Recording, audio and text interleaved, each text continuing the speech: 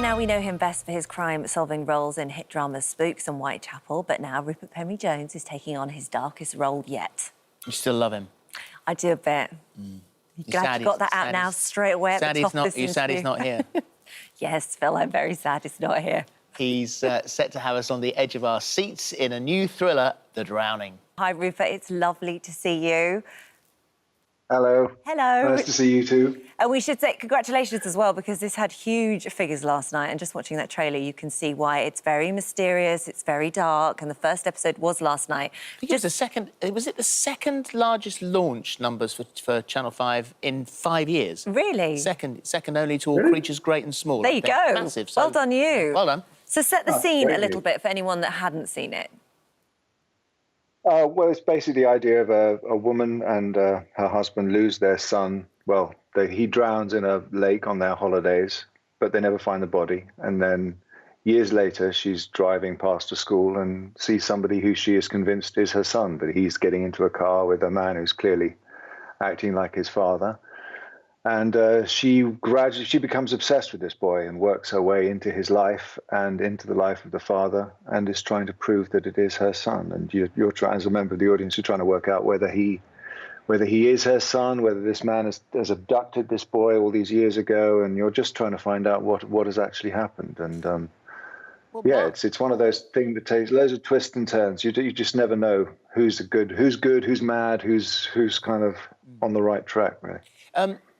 Mark's an interesting character as well, because he's very shy, but you do get this feeling that this could be a man who's got some really quite serious secrets. He's definitely got serious secrets, and some of them come out. I mean, there's been a tragedy that he has suffered that has made him. He's just very standoffish. He doesn't want to get involved with parents in the school. He stands away from everybody in the playground. You know, he keeps himself to himself and doesn't want. He's just a very, very private man, and you sort of eventually find out why. And it's not what you think. It's not what you think. He's very protective of his emotions somewhat, and actually that was something that you found that you could relate to in his character. Yeah. I mean, I like the fact that he was so private and mysterious, and you think he's one thing and he's possibly another. And I actually saw a review recently that said that it's predictable, and I have to say I completely disagree. When I read the script, it was not what I thought at all. I think the people who are saying it's predictable haven't seen the whole thing. Yeah, which is lovely, because you know in the end they'll go, oh, I wish I hadn't opened my mouth now. I hope so, yeah. We've got a clip here, because we know that Jodie's got this private music lesson with Daniel, and that this has begun a conversation between him and his father, which actually gets quite heated, and this is a little bit from tonight.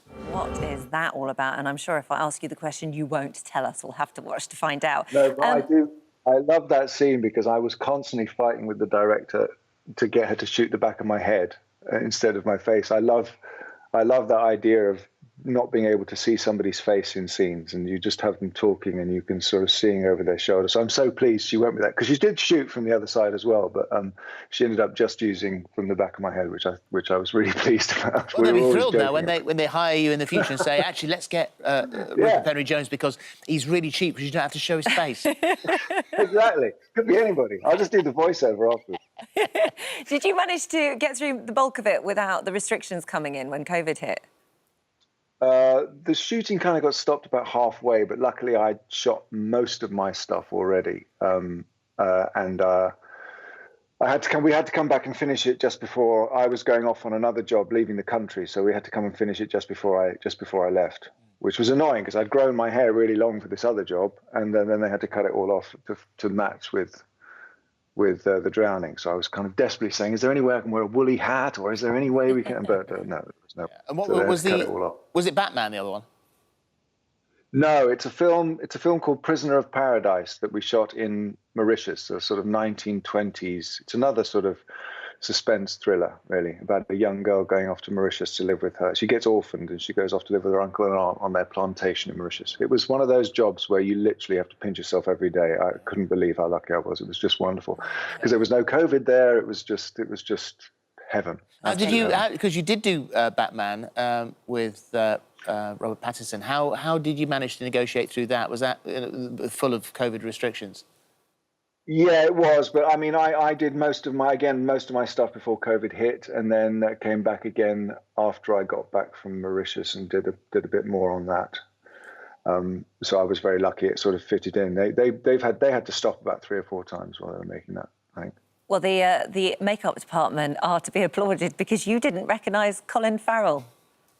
Oh, it was so embarrassing, yeah. I arrived on set and there was this guy walking around who was being so overconfident. I had no idea who he was. He was being really friendly and he was telling all these stories. I was like, who is this guy? I didn't even realise I thought he was maybe a supporting actor in the show. And he kept on talking to me. He was just really friendly and really nice. And then I started noticing things about his costume, like he had a brace on his leg and he had these weird scars on his face. And I suddenly thought, this is quite a lot of effort they've gone to for a supporting artist. And suddenly I realised, wait a minute, this guy must be playing the Penguin.